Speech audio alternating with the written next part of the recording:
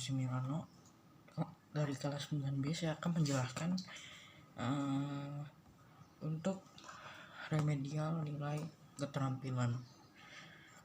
Oke, kita langsung masuk aja. Yang pertama itu ada kerajinan bahan keras. Kalian tahu kan, kerajinan itu untuk memenuhi kebutuhan manusia dan juga bisa juga untuk kepentingan seperti kayak ritual gitu.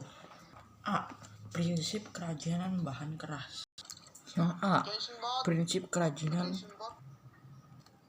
kerajinan bahan keras. Pengetahuan dalam keberagaman bahan dan alat serta teknik yang digunakan dalam pembuatan kerajinan bahan keras merupakan cermin dari kepiawaian perajin dalam penciptaan karyanya, dan dibagi itu menjadi beberapa bagian. Yang pertama, keunikan bahan kerajinan. Bahan dasar dapat digunakan sebagai kerajinan. Kita pasti sudah tahu dong sejak semester berapa itu, yaitu dapat dibuat dari bahan alam, bahan buatan, bahan limbah organik, dan bahan limbah anorganik. Semua bahan dapat diperoleh dari alam maupun diolah sendiri, bahkan hingga memanfaatkan bahan limbah yang ada di lingkungan sekitar. 2. Ada keragaman muatan nilai dalam produk kerajinan. Contohnya, yang pertama, produk dengan nilai fungsional. 2. Produk dengan nilai informatif. 3. Produk dengan nilai simbolis. 4. Produk dengan nilai prestistif atau wibawa. Yang ketiga itu ada aspek kerancangan dalam produk kerajinan. Adapun faktor-faktor permasalahan objektif yang diperlukan untuk diketahui sebelum perencanaan adalah sebagai berikut. Yang pertama itu ada faktor teknis.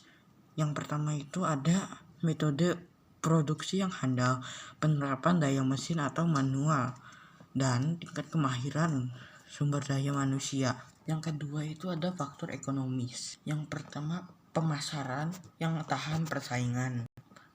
Yang kedua, sistem pemasukan atau distribusi. Yang ketiga itu kebijakan hak cipta.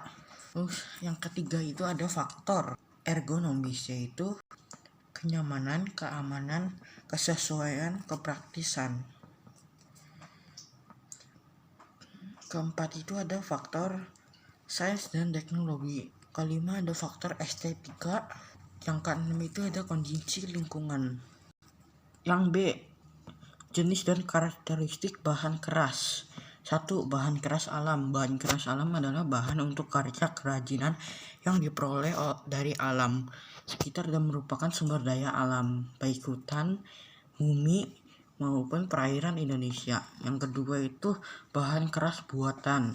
Adalah bahan untuk karya kerajinan yang diolah dan dicampur dengan bahan tertentu sehingga menjadi keras dan memiliki sifat kuat dan tahan lama. Beragam karya kerajinan dari bahan keras buatan dapat dibuat berdasarkan kerajinan dari bahan keras buatan dapat dibuat berdasarkan bahan yang digunakan. Contohnya saya kasih tahu, yang pertama itu bahan keras alam. Contohnya itu ada kayu, yang kedua itu bambu, yang ketiga itu rotan. Itu tuh dari alam. Yang kedua itu ada bahan keras buatan. Contohnya kaca, logam. Sekarang kita masuk ke komoditas ikan konsumsi. Yang pertama itu ada ikan air tawar. Contohnya ada A. Ikan mas atau Cyprinus carpoil, memiliki ciri-ciri berbadan agak memanjang, pipih dan lunak. B. Ikan nilai atau Oreochomis nilotica, memiliki ciri-ciri berbadan pipih ke samping, warna tubuh umumnya putih, kehitaman dan merah. Yang C. Ikan lele atau Cralias sp, memiliki ciri bentuk tubuh memanjang, berkulit licin, kepala pipih, dan ada 4 pasang sungut. Yang satu itu terusnya kita lanjut. 1. Ikan air tawar. D. Ikan patin atau Pagasius sp, termasuk kelompok ikan catfish yang dapat hidup di perairan dengan kandungan oksigen relatif rendah. Ikan gurami atau Aspergillus gurami, termasuk jenis ikan omnivora. Kedua, ada ikan air tawar. Ikan bandeng atau Canos canos.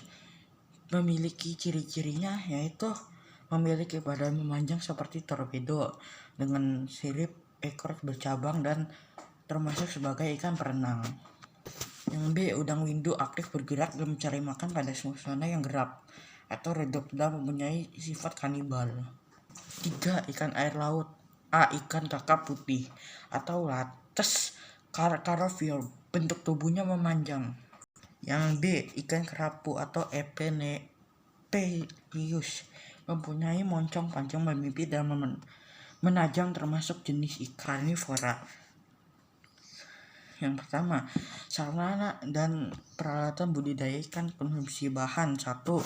Benih yang sehat memiliki ciri-ciri bergerak aktif, tidak cacat, dan memiliki sisik yang utuh. B. Pakan yang digunakan adalah pakan alami dan buatan seperti zooplankton dan pelet. Pelet itu tuh kayak makanan ikan yang ada di pasar-pasar itu yang berwarna, itu pelet namanya.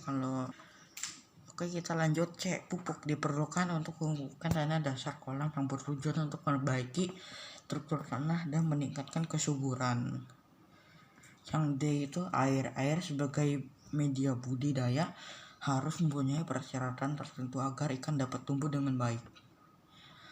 Kapur digunakan untuk mempertahankan kestabilan kesamaan pH tanah dan air, sekaligus memberantas hama dan penyakit.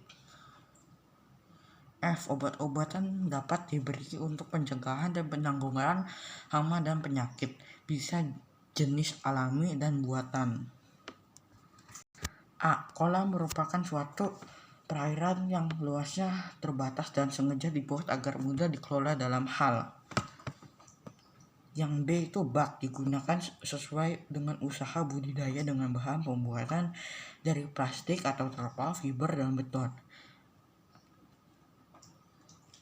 Terus yang C itu kalau nggak salah akuarium, merupakan ruangan terbatas berisi air dan ikan yang dapat diawasi dan dinikmati oleh semua orang. Itu bisa dikasih tumbuhan atau juga hiasan. D. Keramba jaring apung, arus air, kualitas air. Terima kasih.